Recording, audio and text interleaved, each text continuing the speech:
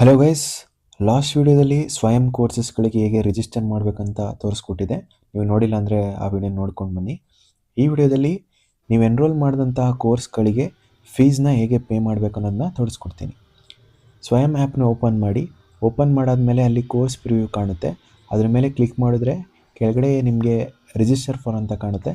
ಇದ್ರ ಮೇಲೆ ಕ್ಲಿಕ್ ಮಾಡಿ. ಆಗ ಸ್ವಯಂನ ಅಫಿಷಿಯಲ್ ಪೋರ್ಟಲ್ ಬಂದು ಈ ರೀತಿ ಓಪನ್ ಆಗುತ್ತೆ. ನೀವಿಲ್ಲಿ ಏನು ಮಾಡಬೇಕಂದ್ರೆ ಲೆಫ್ಟ್ ಸೈಡ್ನಲ್ಲಿ ಕೋರ್ಸಸ್ ಅಂತ ಒಂದು ಆಪ್ಷನ್ ಕಾಣುತ್ತೆ, ಅದರ ಮೇಲೆ ಕ್ಲಿಕ್ ಮಾಡಿ. ನಂತರ ಹ್ಯಾಡ್ ಕೋರ್ಸ್ ಬಟನ್ ಮೇಲೆ ಕ್ಲಿಕ್ ಮಾಡಿ. ಇವಾಗ ಸೆಲೆಕ್ಟ್ ಕೋರ್ಸ್ ಮೇಲೆ ಕ್ಲಿಕ್ ಮಾಡಿ. ನೀವು ಎನ್ರೋಲ್ ಮಾಡಿದಂಥ ಕೋರ್ಸ್ ಕಾಣುತ್ತೆ, ಅದನ್ನು ಸೆಲೆಕ್ಟ್ ಮಾಡಿ. ಅದಾದಮೇಲೆ ಎಕ್ಸಾಮ್ ಡೇಟ್ನ ಸೆಲೆಕ್ಟ್ ಮಾಡ್ಕೊಳ್ಳಿ. ಇದಾದಮೇಲೆ ನಿಮ್ಮ ಕೋರ್ಸಿನ ಡೀಟೇಲ್ಸ್ ಬಂದು ಫೆಚ್ ಆಗುತ್ತೆ.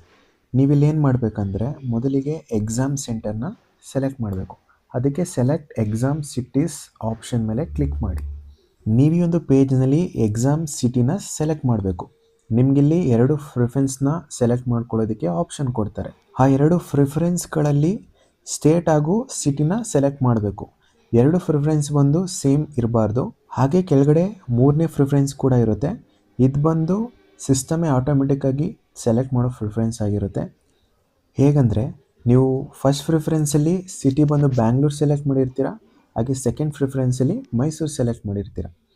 ಇವಾಗ ಬ್ಯಾಂಗ್ಳೂರು ಹಾಗೆ ಮೈಸೂರು ಸಿಟಿಯಲ್ಲಿ ನಿಮ್ಗೆ ಏನಾದರೂ ಎಕ್ಸಾಮ್ ಸೀಟ್ ಅಲೋಕೇಟ್ ಆಗಿಲ್ಲ ಅಂದರೆ ಸ್ವಯಂ ಪೋರ್ಟಲ್ ಬಂದು ಆಟೋಮೆಟಿಕ್ಕಾಗಿ ಯಾವೊಂದು ಸಿಟಿಯಲ್ಲಿ ಅಲಾಟ್ಮೆಂಟ್ ಖಾಲಿ ಇರುತ್ತೋ ಅಲ್ಲಿ ನಿಮಗೆ ಎಕ್ಸಾಮ್ನ ಅಲಾಟ್ ಮಾಡುತ್ತೆ.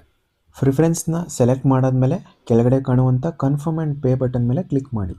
ನೀವೀಗ ನೋಡ್ಬೋದು ನಿಮ್ಮ ಕೋರ್ಸಿನ ಎಲ್ಲ ಮಾಹಿತಿ ಇಲ್ಲಿ ನಿಮಗೆ ನೋಡೋದಕ್ಕೆ ಸಿಗ್ತಾ ಇದೆ. ನಿಮ್ಮ ಎಲ್ಲ ಡೀಟೇಲ್ಸ್ ಕೂಡ ಇಲ್ಲಿ ಅಪಿಯರ್ ಆಗ್ತಾ ಇರುತ್ತೆ. ನೀವು ಒಂದ್ಸರಿ ಕ್ರಾಸ್ ವೆರಿಫೈ ಮಾಡಿ. ಹಾಗೆ ನೀವು ನಿಮ್ಮ ಕೋರ್ಸಿಗೆ ಎಷ್ಟು ಫೀಸ್ನ ಪೇ ಮಾಡಬೇಕು ಅನ್ನೋದನ್ನ ಇಲ್ಲಿ ತೋರಿಸ್ತಾ ಇರುತ್ತೆ. ಫೀಸ್ನ ಪೇ ಮಾಡೋದಕ್ಕೆ ಮುಂಚೆ ಎಲ್ಲ ಟರ್ಮ್ಸ್ ಆ್ಯಂಡ್ ಕಂಡೀಷನ್ನ ಓದ್ಕೊಂಡು ಅದನ್ನು ಅಗ್ರಿ ಮಾಡಿ ಪೇ ಥ್ರೂ ರೇಸರ್ ಪೇ ಆಪ್ಷನ್ನ ಸೆಲೆಕ್ಟ್ ಮಾಡಿಕೊಂಡು ಕಂಟಿನ್ಯೂ ಟು ಪೇಮೆಂಟ್ ಬಟನ್ ಮೇಲೆ ಕ್ಲಿಕ್ ಮಾಡಿ. ಇವಾಗ ಪೇಮೆಂಟ್ ಪೇಜ್ ಬಂದು ಓಪನ್ ಆಗುತ್ತೆ. ನೀವಿಲ್ಲಿ ಪೇ ನೌ ಆಪ್ಷನ್ನ ಕ್ಲಿಕ್ ಮಾಡ್ಕೊಳ್ಳಿ. ಪೇಮೆಂಟ್ನ ಮಾಡೋದಕ್ಕೆ ಹಲವಾರು ಮೆಥಡ್ಸ್ ಇದೆ. ನಿಮ್ಗೆ ಯಾವ್ದು ಇಷ್ಟನೋ ಅದನ್ನು ಸೆಲೆಕ್ಟ್ ಮಾಡಿ. UPI ಮುಖಾಂತರ ಮಾಡಬೇಕಾಗಿದ್ರೆ ನಿಮಗಿಲ್ಲಿ UPI ಆಪ್ಷನ್ ಕೂಡ ಅವೈಲೇಬಲ್ ಇರುತ್ತೆ. ಅದರ ಮೇಲೆ ಕ್ಲಿಕ್ ಮಾಡಿ ನೀವು ಗೂಗಲ್ ಪೇಯಲ್ಲಿ ಮಾಡ್ತೀರಾ, ಫೋನ್ಪೇಯಲ್ಲಿ ಮಾಡ್ತೀರಾ ಅಥವಾ ಅಮೆಝಾನ್ ಪೇಯಲ್ಲಿ ಮಾಡ್ತೀರಾ ಅನ್ನೋದನ್ನ ಸೆಲೆಕ್ಟ್ ಮಾಡಿ ಫೀಸ್ನ ಪೇ ಮಾಡ್ಕೊಳ್ಳಿ.